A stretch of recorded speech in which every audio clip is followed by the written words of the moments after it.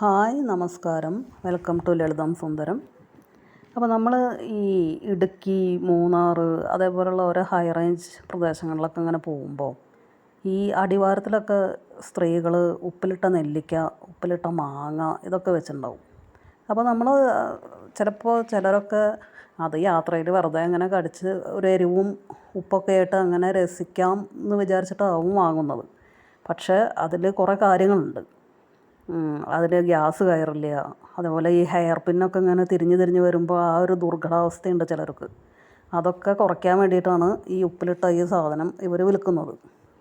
അപ്പോൾ ഈ നെല്ലിക്ക എന്ന് പറയുന്നത് വിറ്റമിൻ സിയുടെ കലവറയാണല്ലോ.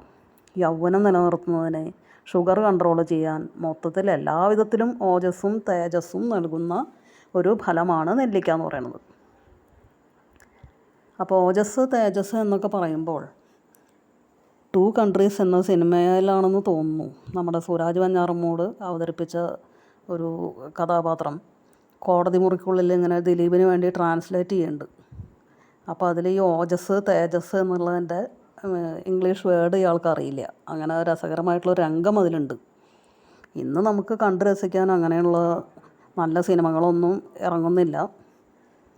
പിന്നെ നമ്മുടെ ഹാപ്പി ഹോർമോൺസ് ഉയർത്താനുള്ള അവസരം ഇന്ന് നമുക്ക് കിട്ടുന്നത് ഇങ്ങനെയുള്ള രുചിക്കൂട്ടിലൂടെയാണ്. അപ്പോൾ നമുക്ക് നെല്ലിക്ക കൊണ്ടുള്ള ഒരു അച്ചാർ നമുക്കുണ്ടാക്കാം. അപ്പോൾ നെല്ലിക്ക അച്ചാർ എന്ന് പറയുന്നത് അമ്മയുടെ രുചിക്കൂട്ടാണ് കേട്ടോ നിങ്ങൾക്ക് മുന്നിൽ നിന്ന് പ്രസൻറ്റ് ചെയ്യുന്നത്. അപ്പോൾ അതിൻ്റെ ഇൻഗ്രീഡിയൻസ് എന്തൊക്കെയാണെന്ന് നോക്കാം. നെല്ലിക്ക ആവി കയറ്റിയത്, പിന്നെ നല്ലെണ്ണ, മുളക് പൊടി, കാശ്മീരി ചില്ലി പൗഡർ, കടുക്, ഉലുവ, കായം, ഉപ്പ്, ഇഞ്ചി, വെളുത്തുള്ളി, അല്പം വെള്ളം, വിനീഗർ. പിന്നെ ഒരു സീക്രട്ട് ഇൻഗ്രീഡിയൻ്റ് ഉണ്ട്, 1 സ്പൂൺ അരിമണി അത് വറുത്തത്. അപ്പോൾ നമുക്ക് ഈ വെളുത്തുള്ളി, ഇഞ്ചി, അതേപോലെ ഈ വറുത്ത അരി ഉണ്ടല്ലോ, 1 സ്പൂൺ അരി, അതൊന്ന് അരച്ച് വയ്ക്കാം. മിക്സിയുടെ ഏറ്റവും ചെറിയ ജാറുണ്ടല്ലോ, അതിൽ നമുക്ക് അരച്ച് വയ്ക്കാം കേട്ടോ. എന്നിട്ട് ഈ ആവി കയറ്റിയ നെല്ലിക്ക നമ്മൾ കഷ്ണങ്ങളാക്കിയിട്ട് ചെറുതാക്കി അവിടെ മുറിച്ച് വെച്ചിട്ടുണ്ട്. അപ്പോൾ അത് ഇനി മുഴുവനായിട്ട് വേണമെന്നുള്ളവർക്ക് അങ്ങനെ വരഞ്ഞ് വയ്ക്കാം കേട്ടോ. ഇത് മസാലയൊക്കെ അതിൽ പിടിക്കണം എന്ന് മാത്രം. എന്നിട്ട് നമ്മൾ ചെയ്യേണ്ട സ്റ്റെപ്പുകൾ പറഞ്ഞുതരാം. നല്ലെണ്ണയിൽ കടുക് വറുത്തിടുക. 2 വറ്റൽമുളക് പൊട്ടിച്ചിട്ടാൽ നല്ലതാണ്. അപ്പോൾ അതിലേക്ക് ഈ അരപ്പ്, ഇഞ്ചി, വെളുത്തുള്ളി, വറുത്ത അരിമണികൾ, ഇതിൻ്റെ അരപ്പും പേസ്റ്റാക്കിയ മുളക് പൊടി, കായം, ഉലുവ, കാശ്മീരി ചില്ലി പൗഡർ, ഇതിൻ്റെയൊക്കെ പൊടികൾ ഇങ്ങനെ പേസ്റ്റാക്കി വയ്ക്കുക. അതും ചേർത്ത് എണ്ണ തെളിയുന്ന വരെ ഒന്ന് വഴറ്റുക. എന്നിട്ട് അതിൽ അല്പം വെള്ളം ചേർക്കുക.